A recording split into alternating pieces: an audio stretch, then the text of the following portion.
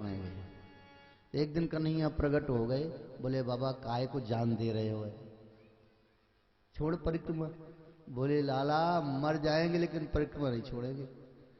तब कन्हैया प्रकट हो गए, बोले बाबा जिसके लिए आप परिक्रमा लगाते हैं हम वही हैं।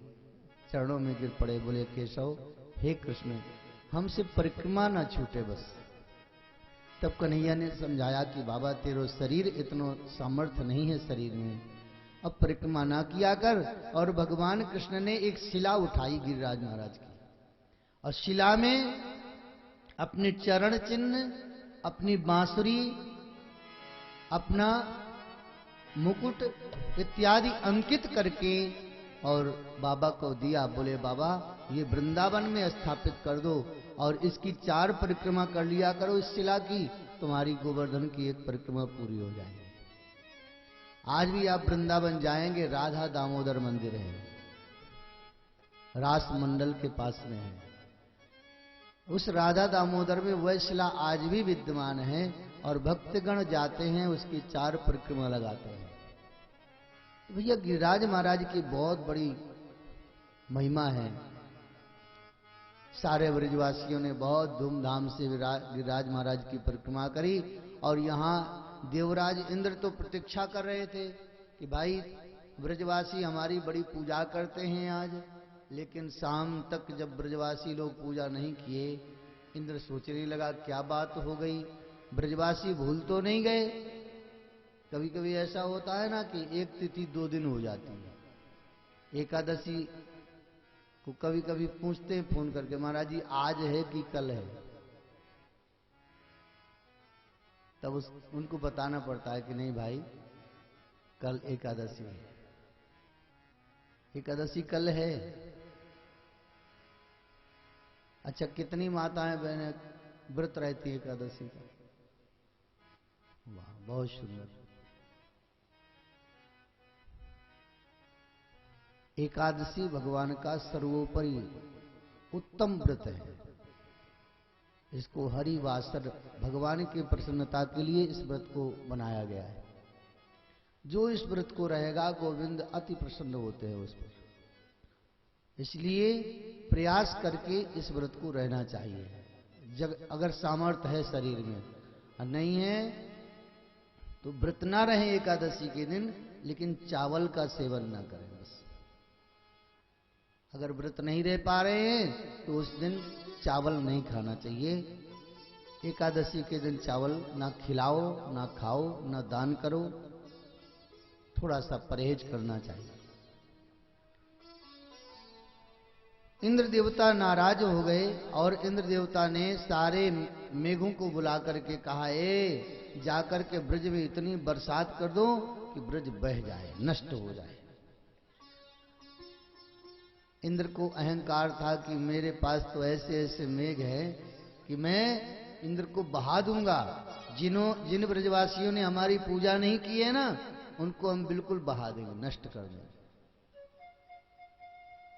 विचार करिए कि जिसको ठाकुर जी रख लिए हों, अपना मान लिए हों, उसका कौन बाल बांका कर सकता है?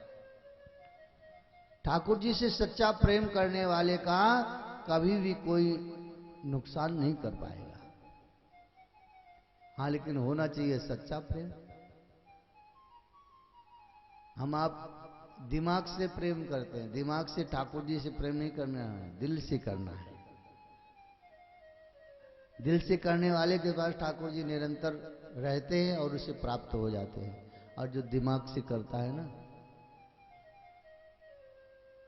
बारीकियां, ठाकुर जी की सेवा में बारीकियां नहीं करना चाहिए। क्यों, ये क्यों करें, इतना करेंगे इतना नुकसान हो जाएगा, इतना दान करेंगे नुकसान हो जाएगा, बालाजी के भंडारे में इतना करेंगे तो हमारा। भैया तुम करके तो देखो, बालाजी तो तुम 2 हाथ से दोगे ना, बालाजी तो 1000 हाथ से देने वाले हैं। इसलिए कभी भी मत सोचा करो कि कम से कम दिया जाए, ज्यादा से ज्यादा देने का प्रयास करना चाहिए। हमारे दिए हुए कण को जो भी भक्तगण पाएंगे, बालाजी सरकार उसकी आत्मा को संतुष्ट कर देंगे और हमारा धन पवित्र हो जाएगा। ऐसी भावना से कि हमारा ये धन पता नहीं कैसे कैसे कमा के लाया गया है, इसलिए कुछ धन हम दान कर देंगे तो हमारी धन की शुद्धि हो जाएगी। धन पवित्र किए दान। धन पवित्र कब होता है? जब उसका 10 अंश दान करें। अगर 100 रुपये कमाया है ना, तो उसमें से 10 रुपये निकाल के रख दो। 1000 कमाया है तो 100 रुपया निकाल के रख दो। 1 लाख कमाया है तो 10,000 निकालो। 1 करोड़ कमाया है तो 10 लाख रुपया ईमानदारी से निकाल के रख दो। और अगर 10 लाख न देना हो, 5 लाख देना हो, तो 50 ही लाख कमाओ। 1 करोड़ क्यों कमा रहे हो? देने का मन ना हो अगर, भैया हम तो आधा ही देंगे, तो भैया कमाओ उतना जितना दशांश दे सको। कहने का भाव यह है बंधुओं कि जितना हम जो कुछ भी कर रहे हैं वह गोविंद की कृपा से कर रहे हैं, और उस धन का शुद्धिकरण तभी होगा जब उसका हम दान कर देंगे कुछ अंश। जैसे हम जप करते हैं ना, मंत्र का जप करते हैं, तो उसका 10 अंश हवन करते हैं, 10 अंश हवन करते हैं, फिर उसका 10 अंश तर्पण करते हैं, फिर उसका 10 अंश मार्जन करते हैं, फिर उसका 10 अंश ब्राह्मण भोजन कराते हैं। ये विधान है, ऐसा नहीं कि मनमाना करते रहो। जो शास्त्र का विधान है उसके अनुसार ही करना चाहिए। जैसे आपने 1 लाख मंत्र का जप किया तो 10,000 आहुतियां दो। 10,000 आहुतियां दी तो फिर उसमें से आपको 1,000 तर्पण करना पड़ेगा। 1,000 तर्पण किया तो फिर 100 ब्राह्मणों को बढ़िया भोजन कराओ। साधु संतों को खूब बढ़िया खीर पूड़ी खिलाओ। हम लोग तो बैठे ही हैं खावे खिलाने, मालपुआ खीर पूड़ी।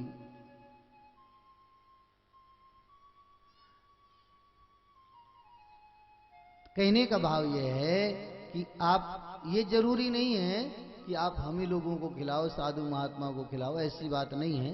आपका अगर श्रद्धा नहीं है तो आप कन्या भोज भी करा सकते हैं, और श्रद्धा नहीं है तो आप गौशाला में जाकर के दान कर सकते हैं।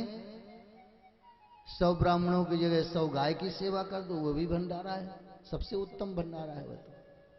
आपके यहाँ तो गौशाला है ना, जाते हैं कभी गौशाला में? जाया करिए।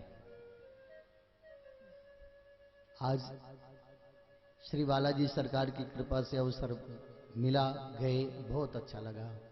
और आपके यहाँ की गौशाला में सबसे श्रेष्ठता, सबसे उत्तम बात तो यह है कि वहां पर दूध की आशा से सेवा नहीं की जा रही है। वहां तो जो लूली लंगड़ी, जो बहुत प्रताड़ित की हुई गाय हैं, वृद्ध गाय हैं, उनकी सेवा हो रही है। ये सबसे उत्तम बात है। दूध के लिए सेवा करता है, जो स्वार्थवश सेवा करता है वह सेवा उत्तम सेवा नहीं है, वह तो स्वार्थपरक सेवा है।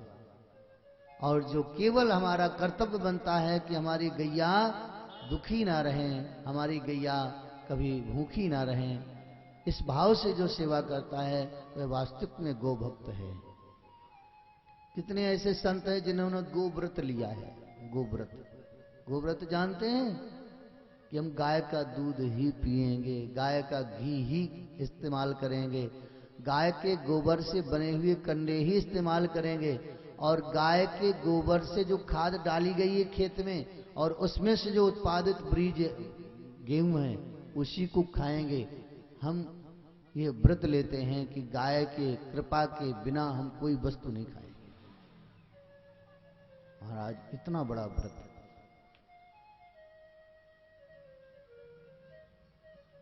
इसलिए हमारा आपका धर्म बनता है कि गौ माता की सेवा खूब मन से करना चाहिए। इंद्र ने मूसलाधार बरसात करी महाराज ब्रज को बहाने के लिए। सारे ब्रजवासी दौड़े दौड़े गए कन्हैया के पास। लाला, लग रहे हुए कि आज हम सब बह जाएंगे, हमारी गैया भी बह जाएंगी। कन्हैया बोले, ना भैया ऐसी बात नहीं है, चलो गिरिराज महाराज की शरण में। सारे ब्रजवासी गिरिराज महाराज की शरण में पहुंच गए। गिरिराज धरण प्रभु तुम्हारी शरण। गिरिराज धरण प्रभु तुम्हारी शरण। गिरिराज धरण प्रभु तुम्हारी शरण। गिरिराज धरण प्रभु तुम्हारी शरण। प्रभु तुम्हारी शरण हरि तुम्हारी शरण। प्रभु तुम्हारी शरण हरि तुम्हारी शरण।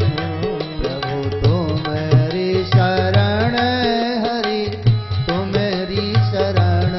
प्रभु तुम्हारी शरण हरि तुम्हारी शरण। गिरिराज धरण प्रभु तुम्हारी शरण। गिरिराज धरण प्रभु तुम्हारी शरण। गिरिराज धरण प्रभु तुम्हारी शरण।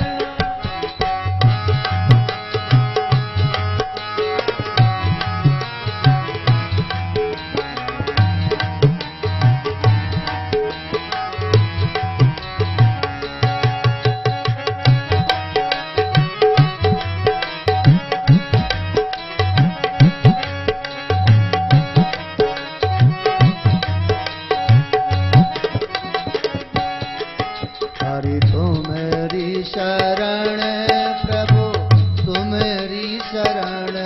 हरि तुम्हारी शरण प्रभु तुम्हारी शरण। हरि तुम्हारी शरण प्रभु तुम्हारी शरण।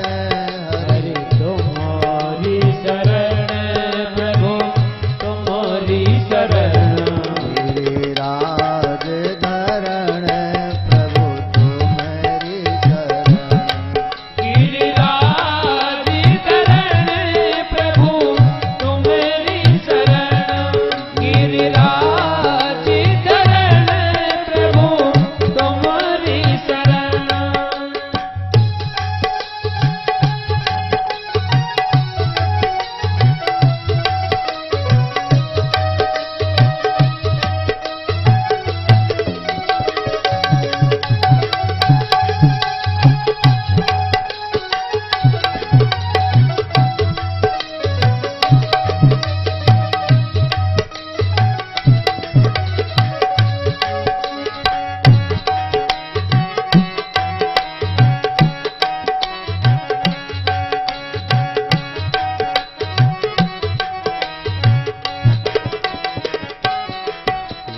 तुम्हारी शरण प्रभु तुम्हारी शरण। प्रभु तुम्हारी शरण प्रभु तुम्हारी शरण। प्रभु तुम्हारी शरण हरि तुम्हारी शरण। प्रभु तुम्हारी शरण हरि तुम्हारी शरण। गिरिराज धरण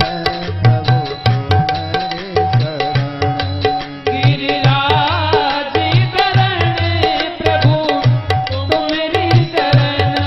गिरिराज धरण प्रभु तुम्हारी शरण।